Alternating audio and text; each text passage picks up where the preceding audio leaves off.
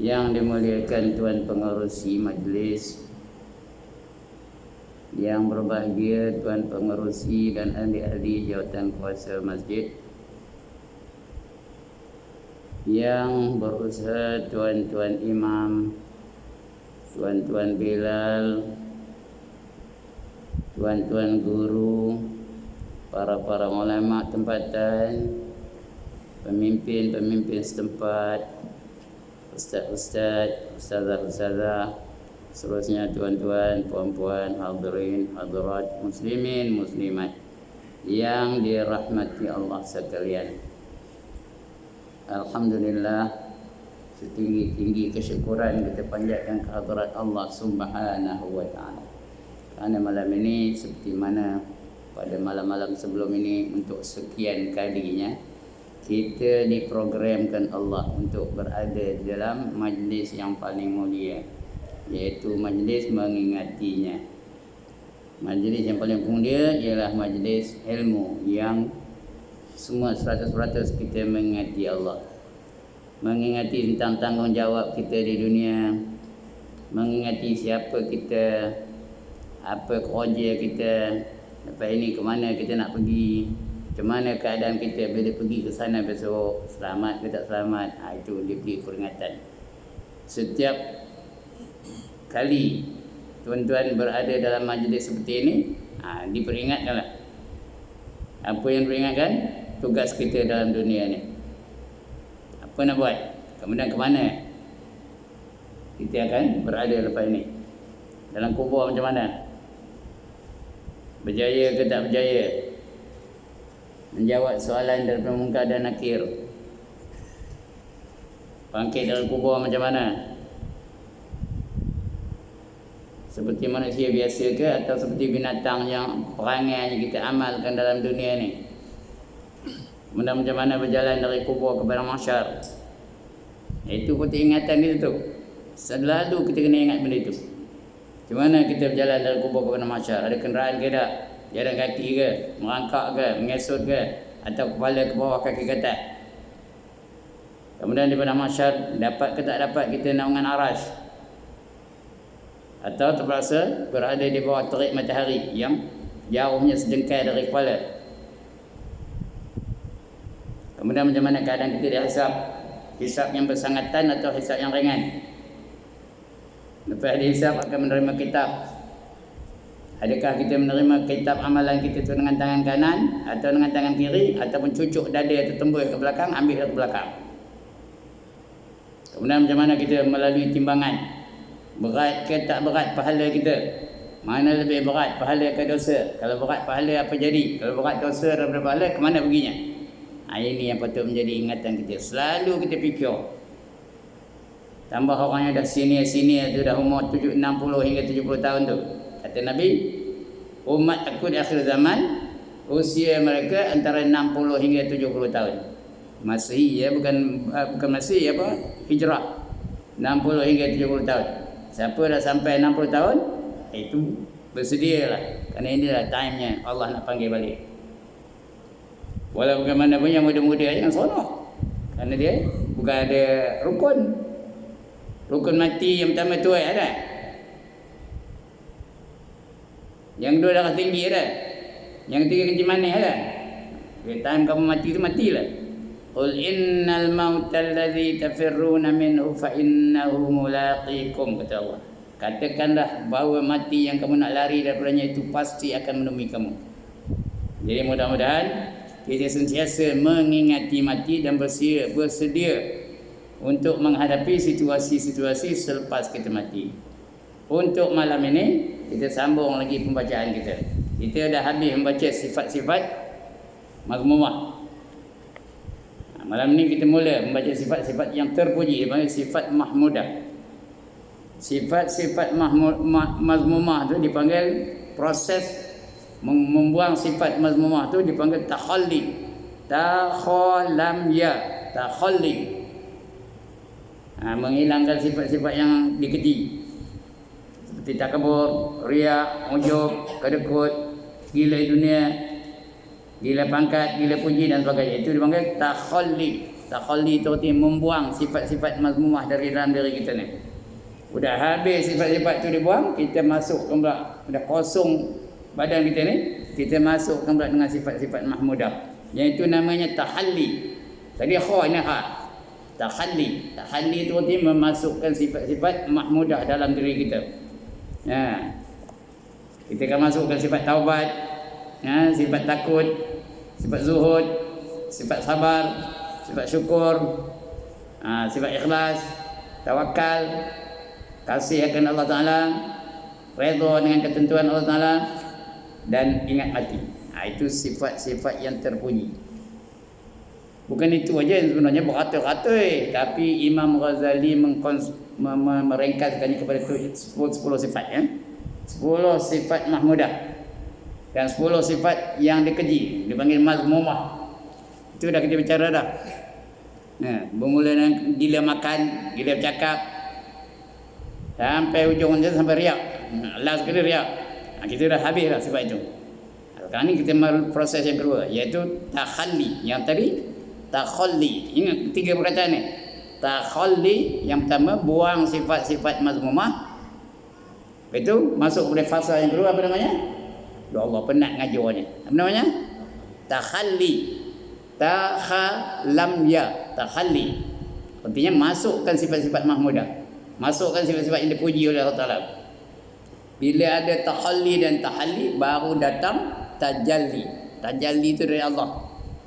Tajalli itu artinya merasakan bahawa Allah itu maha sempurna, merasakan Allah itu maha melihat, merasakan Allah itu maha mendengar, merasakan Allah itu maha mengetahui, merasakan Allah itu maha berkuasa, segala-galanya. Itu namanya tajalli. Bila dia ada rasa dalam hati, itu dari Allah. Kita boleh usahanya yang pertama, hilangkan sifat-sifat mazmumah, datangkan atau masukkan sifat-sifat mahmudah. Tajalli itu Allah akan datangkan sendiri, insya-Allah.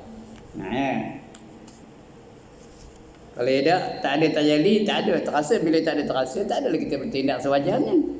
Jadi untuk malam ni, kita isikan diri kita ni dengan sifat-sifat yang terpuji. Ada 10 sifat ikut susunan Imam Al-Ghazali. Sebenarnya bukan 10, beratus-ratus, malahan beribu-ribu sifat kesempurnaan Allah Ta'ala tu, dan juga sifat yang kita patut ada. Tapi diringkaskan oleh Imam Ghazali sebagai 10 sifat. Yang pertama, taubat. Yang kedua, takut akan Allah Ta'ala. Yang ketiga, zuhud. Yang keempat, sabar. Yang kelima, syukur. Yang keenam, ikhlas. Yang ketujuh, tawakal.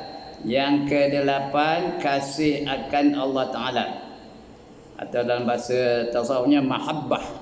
Atau muhibbah pun boleh, mahabbah pun boleh. Tapi lebih masyhur mahabbah. Muhibbah pun tak salah juga, ya. Yang ke-9, redha dengan ketentuan Allah. Yang ke-10, mengingat akan mati. Kita tengok satu-satu sikit, ya. Malam ni tu aja kita cerita secara ringkas supaya kita tahu 10 perkara tu. Yang pertama, taubat. Hendaklah kita bertaubat kepada Allah Subhanahu wa Ta'ala. Kenapa? Kerana kita banyak dosa.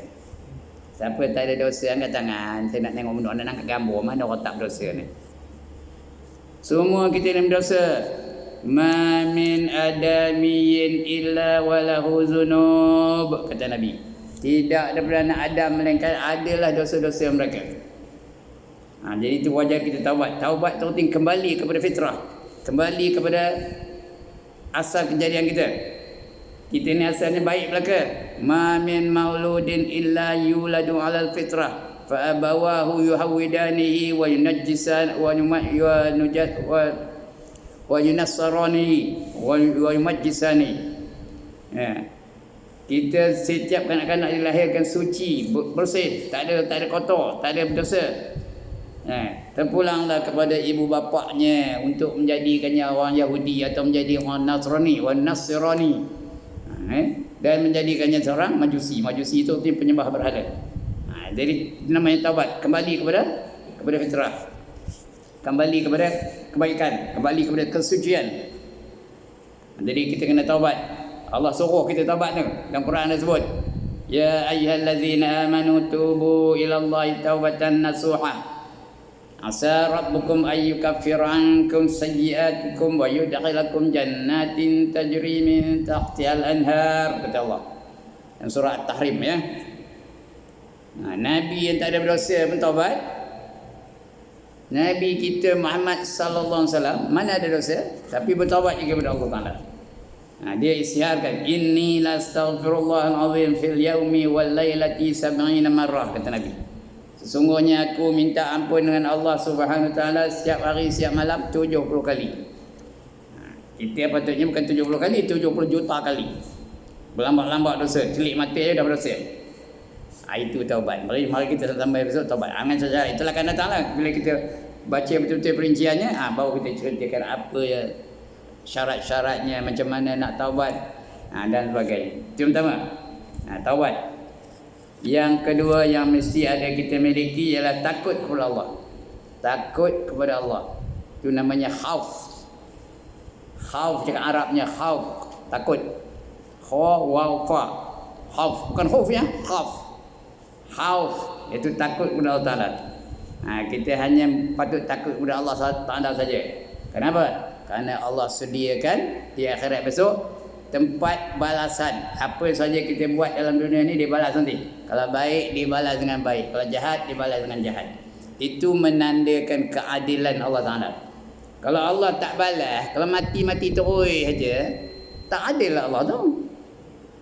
Dalam dunia ni ada orang yang jahat, kerjanya buat maksiat aja, mencuri aja kerjanya. Merompak je kerjanya, merogol je kerjanya, minum arak je kerjanya, buat jahat aja. Kalau dia mati terus, tak adalah dia dakwa dia di akhirat esok. Lepas begitu ajalah. Untunglah dia. Tapi tak seperti itu yang Allah lakukan ya. Semua akan dibalas. Baik akan dibalas dengan baik, jahat akan dibalas dengan jahat. Dia kenapa? Takutkan Allah Taala. Kerana Allah tu tahu je. Allah tu nampak aje. Allah tu dengar aje. Apa yang kita kata Allah dengar, apa yang kita buat Allah nampak, Allah tahu. Dan apa saja maksiat yang kita lakukan Allah nampak semua. Jadi patut kita takut kepada Allah, kerana Allah tu Maha mendengar, Maha berkuasa, Maha melihat, Maha mengetahui. Takutlah kan Allah Taala ya. Nak takut hanya kepada Allah saja, jangan takut kepada yang lain daripada Allah Taala.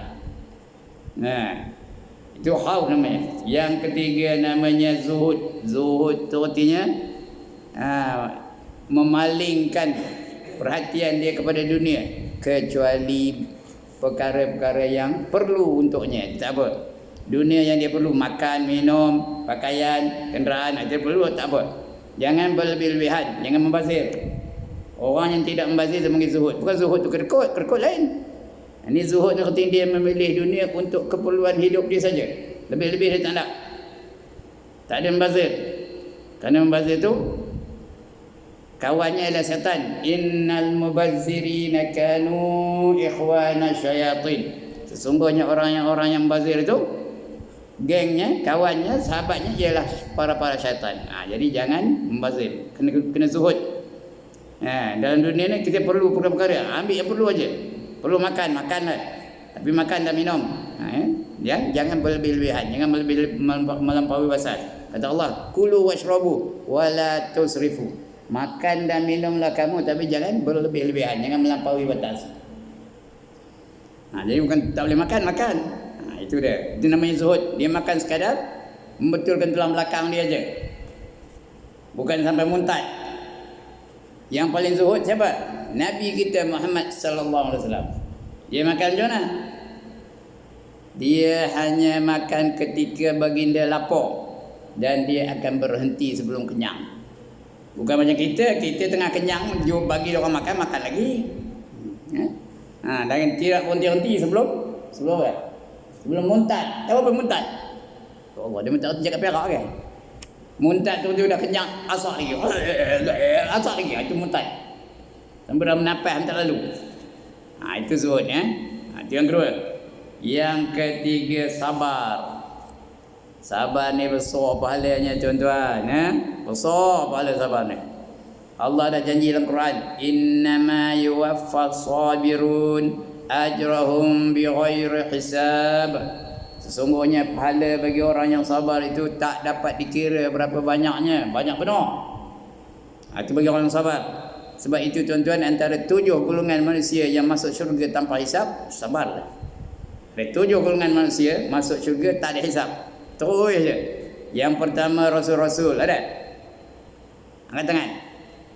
Ulang Rasul ada? Di mana? Terensin. Saya tahu terensin itu, Intan tak tahu.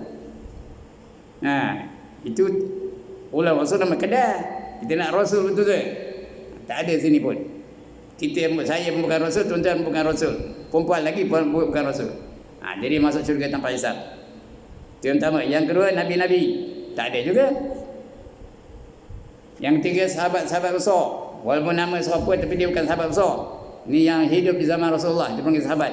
Seperti Abu Bakar, Umar, Osman, Ali, Bilal bin Rabah, Abu Talha, Abu Huzaifah, lagi apa? Sa'ad bin Abi Waqqas. Itu sahabat besar ya. Yang 10 orang yang dijanjikan syurga tu. Itu yang ketiga. Yang keempat, wali-wali. Ramai ni kita ni wali belakang ni. Tapi wali itu tak terpakai. Wali apa? Wali nikah tak pakai. Nikah saya jadi wali dah. 3 kali dah. Saya ada 3 orang anak perempuan pun dah kahwin. Siapa nak berbisang dengan saya tak boleh dah. Kalau dah kahwin Melaka. Saya dah mewalikan anak saya 3 orang dah. Tak pakai. Dia nak wali Allah. Seperti apa? Syekh Abdul Qadir Jailani. Itu. Seperti Ibnu Hajar Al-Haytami. Seperti Abu Mansur Al-Maturidi. Seperti Abu Hasan Al-Ash'ari. Seperti Hasan Al-Basri. Seperti Ibrahim. Ibrahim aja jadi wali tau. Ibrahim apa? Ibrahim Ista. Ibrahim Ista bukan wali, kuali. Ya, wali-wali masuk syurga tanpa hisab. Yang keempat. Yang kelima, orang-orang yang mati syahid. Ini ada harapan kita ni. Orang-orang yang mati syahid.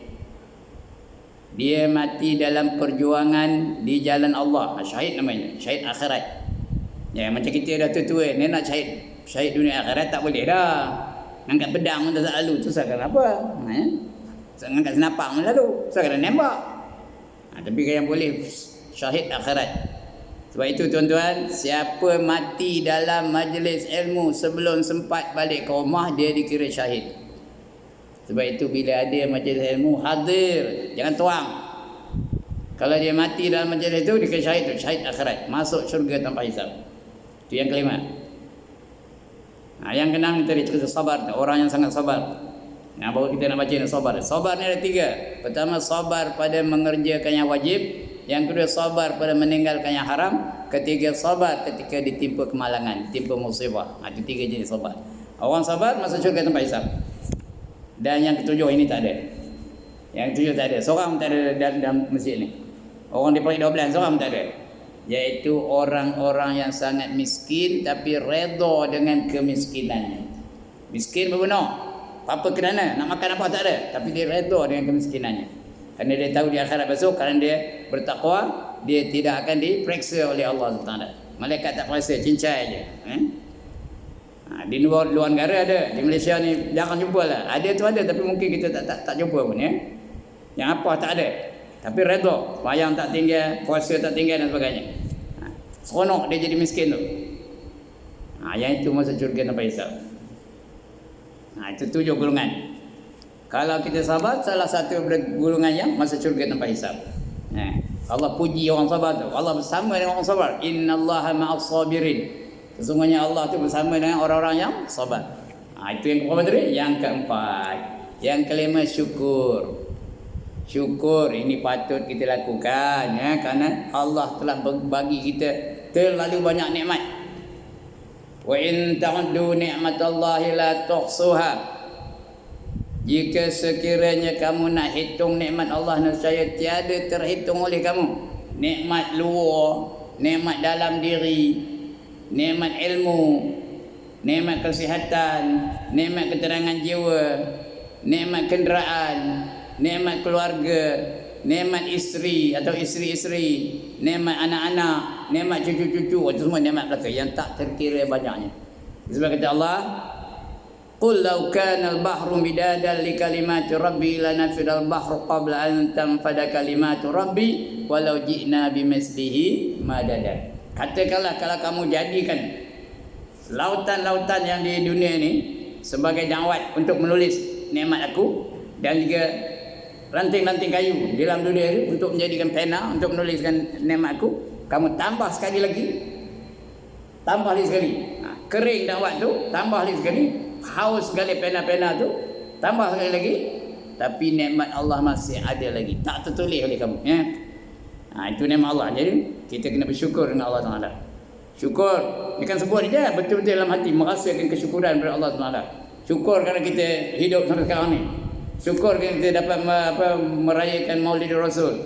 Syukur kerana kita berbagai-bagai nikmat. Itu syukur, ya. Syukur tu apa kata Nabi? Kata Allah, bukan kata Nabi, kata Allah dalam hadis qudsi. Hadis qudsi, bukan ayat Quran, hadis qudsi. Apa kata Allah? Barang siapa tidak redha dengan ketentuan aku,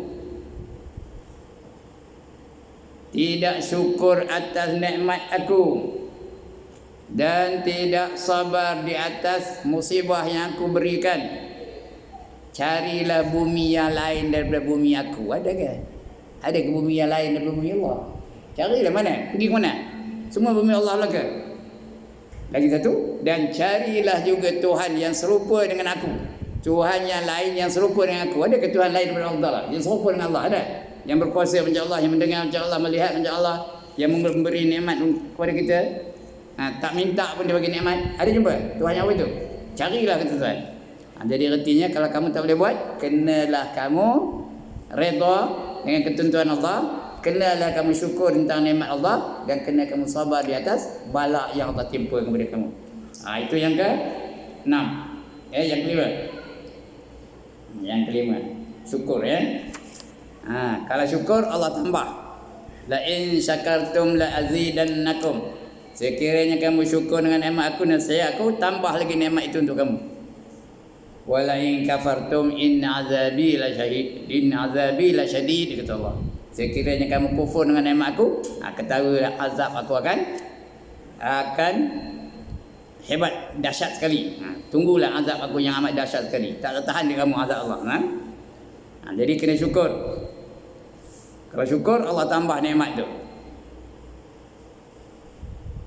Bukan ditambah bilangannya, ditambah keberkatannya. Bilangan tak ada banyak itu juga.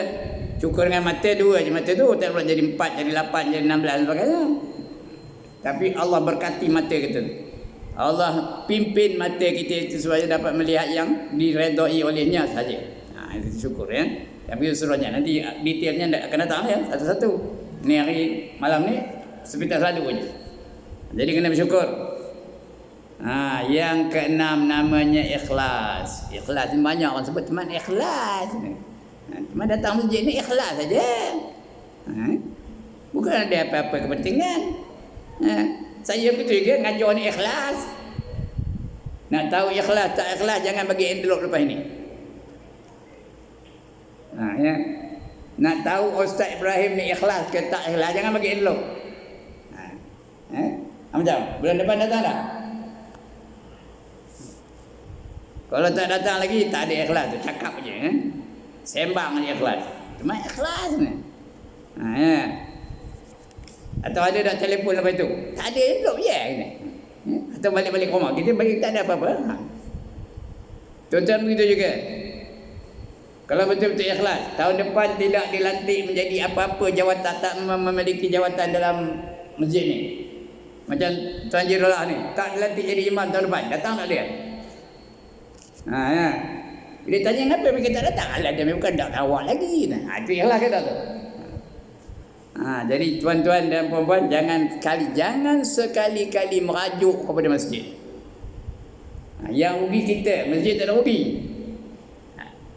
Walaupun masjid itu salah takbir dan sebagainya, menekan kita atau menyusahkan kita, tapi jangan sekali-kali merajuk kepada masjid. Kalau merajuk kepada masjid, tanda tak syukur itu. Syukur. Banyak benda kita syukur ni, ya. Ikhlas juga cerita syukur ni, cerita ikhlas. Ya. Kamu dilantik jadi jawatankuasa ke tak dilantik jadi jawatankuasa ke, dilantik jadi imam ke tak dilantik jadi imam ke, dilantik jadi Bilal ke tak dilantik jadi Bilal, kita ikhlas semata-mata kerana Allah. Kerana itu perintah Tuhan. Apa kata Allah?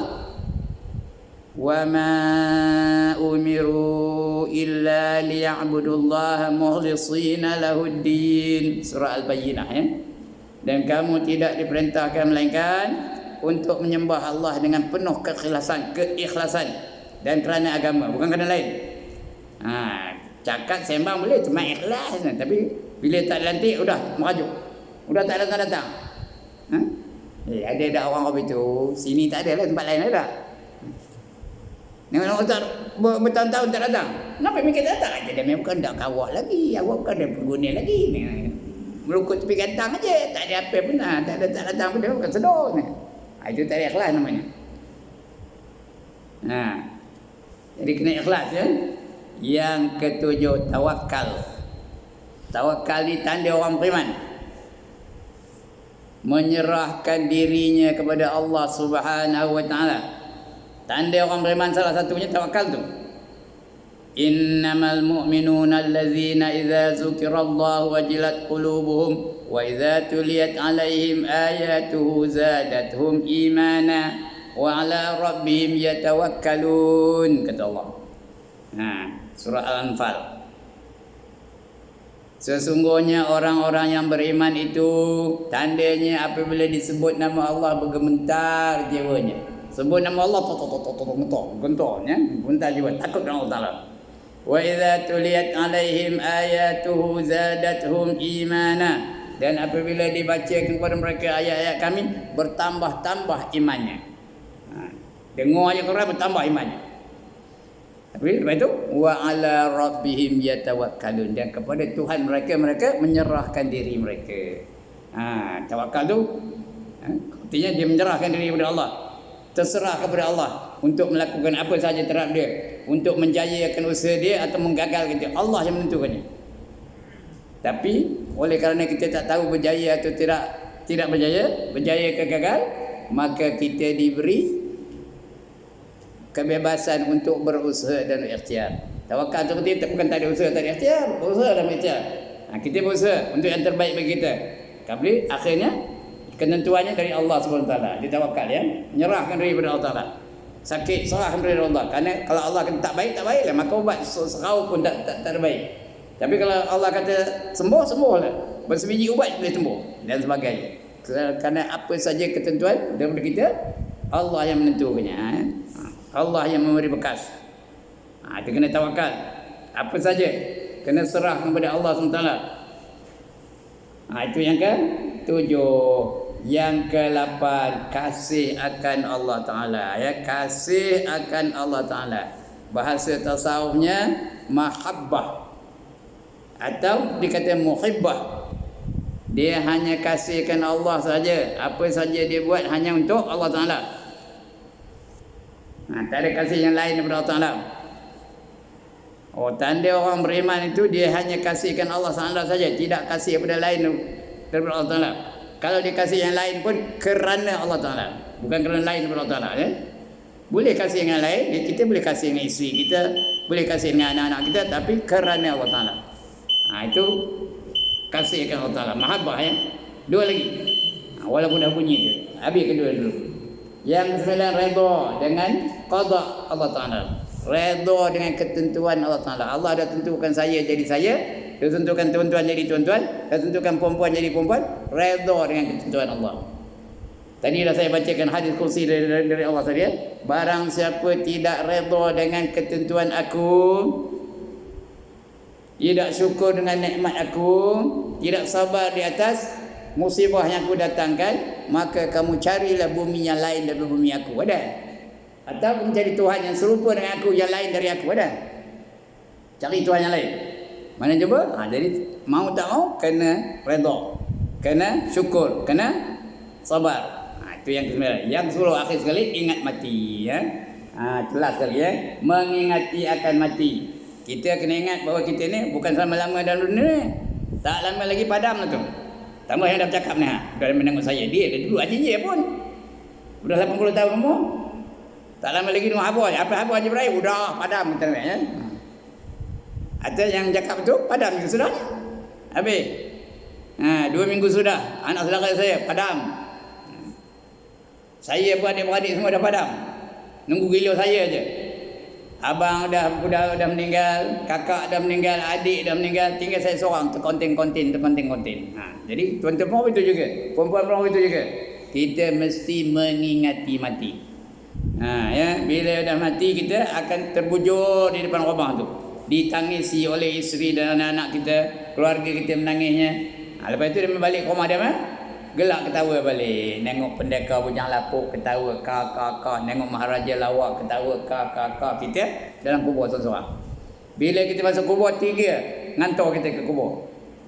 Yang ngantor kita yang pertama harta kita dia bawa dia slipper kita dia bawa dia motor kita dia bawa dia pergi kubur. Mentokar kita dia bawanya, baju kita dia pakai dia Kemudian mengantar kita siapa lagi? Yang kedua yang mengantar kita keluarga kita. Anak-anak kita, isteri-isteri kita. Walaupun orang perempuan tidak digalak mengantar tapi dia nak mengantar juga. Berasa-rasa walaupun tak jaga syariat, mengantar juga. Inilah katanya. Jangan halang. Jadi keluarga akan mengantar kita dalam kubur. Yang ketiga, amalan kita akan bersama dengan kita ke dalam kubur. 2 daripadanya balik, harta kita balik, keluarga kita balik, tinggallah amalan kita. Kalau baik amalan kita, baiklah balasannya. Kalau buruk amalan kita, jahatlah balasannya. Itu ingat mati ya. Mengingati akan mati dan selagi akan hamba sebut semuanya. Kata Imam Ghazali akan sebut semua sekali. Dengan tafsir itu detail dengan penuh dengan perincian. Di dalam bahagian di dalam 10 bab ni tadi. Wallahu alam. Akan datang kita akan bab satu-satu. Yang pertama bab menyatakan taubat. Itu kalau tak padam lah, kalau padam habislah. Carilah ustaz lain, banyak ustaz lain ada ya. Habis yang kita ni. Alright. Sekian dulu peringatan diri saya pada malam ini dan juga untuk tuan-tuan dan puan-puan. Sebelum saya tutup, siapa ada apa-apa bangkangan? Anybody has got any objection? Tak ada belaka? Setujulah. Alright. Kalau tak ada bangkangan, anybody has got any question? Ada siapa nak tanya? Tak ada juga? Sila. Ustaz, kadang-kadang kita ni bila beramal, kadang-kadang kita tengah baca Al-Quran, teringat selawat. Kadang-kadang kita buat selawat tengah itu, semua kita nak buat tapi tak terbuat. Macam mana? Memanglah pun. Kadang nak semayang dan 2 rakaat begitu dah tak semayang nak semayang sunat, nak tahajud Macam itulah, itu namanya manusia. Kita ni lemah. Tak boleh buat semua Cuma kalau tak boleh buat semua, jangan tinggalkan semua. Faham tak saya? Kalau tak boleh buat semua, jangan tinggalkan semua. Buat yang mana mampu. Boleh selawat, boleh zikir, boleh tasbih, boleh tahmid, boleh takbir, boleh tahlil. Jangan tinggal semua. Jangan langsung tak semayang, langsung tak zikir. Itu bukan disuruh lah. Jadi buat yang mana mampu, setakat kita mampu. Kerana kita ni lemah belaka. Bukan kita ni Nabi yang boleh buat semua. Nabi itu pun bukan semua juga. Kita ni memang manusia lemah Tapi usaha, ikhtiar untuk melakukan perkara-perkara yang disukai oleh Allah, yang diredai oleh Allah Ta'ala. Itu jawapan saya. Wallahu a'lam. Ya, sila. Kalau Ustaz, kalau kita simbang dunia ni terlampau lebih sangat dalam masjid untuk rumah Allah. Siapa berkata-kata satu perkataan dunia dalam masjid ni, ditakuti besok dia bila mati ada 5 keadaan. Seseorang itu mati esok akan dibangkitkan seperti babi hitam. Tu benar kan? dibangkitkan seperti babi hitam. Yang pertama, orang berkata-kata urusan dunia dalam masjid. Yang kedua, orang berkata-kata urusan dunia ketika orang sedang membaca Al-Quranul Karim. Orang baca Quran dia cerita hal dunia, cerita hal hiburan dan sebagainya. Yang ketiga, orang berkata-kata urusan dunia ketika majlis ilmu sedang dijalankan. Ustaz tengah ngajar, dia cerita belakang anu hal dunia. Itu tiga. Ada 5 ya. Yang keempat, orang berkata-kata urusan dunia ketika menziarahi orang mati. Mayat tengah terbujur depan tu, dia cerita hal dunia, cerita pangkat dah, cerita gaji dah, cerita apa-apa. Esok dibangkitkan seperti apa? Seperti babi hitam. Dan yang kelima, mereka berkata urusan dunia di tanah perkuburan. Kita ngantuk orang mati, patut ingat bahawa kita pun akan mati juga, akan jadi mayat tu. Jadi tak cerita hal dunia, cerita hal hiburan, cerita hal kerja, cerita hal pangkat dan sebagainya. Itu 5 tempat. Ingat tu tuan-tuan. Allah akan bangkitkan seperti babi hitam pada 5 tempat kalau ada urusan dunia. Yang pertama masjid, yang kedua ketika orang baca Quran, yang ketiga dalam majlis ilmu, yang keempat di majlis kematian, yang kelima di tanah perkuburan. Itu tempat kita betul-betul kena mengingati mati. Jangan ada urusan dunia ketika itu ya. Bagus soalan tu. Lagi? Habis. 2 soalan je. Yang besar pahala 2 je. Kerana dalam majlis ilmu yang paling besar pahalanya as-sa'il, orang yang bertanya. Yang kedua baru al-alim, yang menjawab. Tapi kalau dia tanya, dia jawab. Dia tanya, dia jawab. Cikgu tanya, saya jawab. Siapa besar pahalanya? Saya banyak pahalanya. Itu sebab saya suka orang tanya. Kalau tak jawab pun saya jawab juga. Apa jawabnya? Wallahu a'lam. Jawab juga. Okey. Yang lain tu tak payah bertanya ya. Dah tahu belakang ya. Alright, sekian dulu. Ampun maaf. Aqulu qawli hadza wa astaghfirullahal azim li wa lakum wa lisairil muslimin wal muslimat wa ya fawzal mustaghfirin wa ya najatat taibin. Assalamualaikum warahmatullahi wabarakatuh. A'udzu billahi minasyaitonir